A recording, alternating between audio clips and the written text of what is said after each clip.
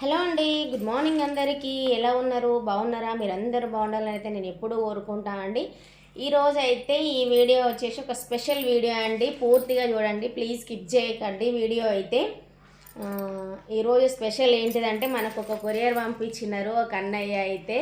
ఆ అన్నయ్య ఎవరో కాదండి, యూట్యూబ్ ఇచ్చిన అన్నయ్య, దేవుడు ఇచ్చిన అన్నయ్య అనమాట. పేరు వచ్చేసి రామదాసు తిరుపతి అనమాట. అన్నయ్య కూడా యూట్యూబ్ ఛానల్ ఉంది. అయితే స్పెషల్ ఏంటిది వీడియో అంటే, ఇవైతే వడ్లు చూడండి. భద్రాచలంలో రాముల వారికి అయితే గోరుతో వలిసిన తలంబ్రాలు అయితే పోస్తారు కదా అండి. చాలా మందికి తెలిసే ఉంటుంది. తెలియని వాళ్ళ కోసము, తెలిసిన వాళ్ళ కోసం కూడా అండి ఈరోజు వీడియో అయితే. ఆ అన్నయ్య అయితే తన స్వంత పొలంలో అయితే వడ్లు వేసుకొని, వరేసుకొని ఆ వడ్లని భద్రాచలం తీసుకెళ్ళి పూజలు చేసుకొని ఇట్లా భక్తులకి, రామదాసు భక్త మండలి అనే గ్రూప్ ఉన్నదండి ఒకటైతే.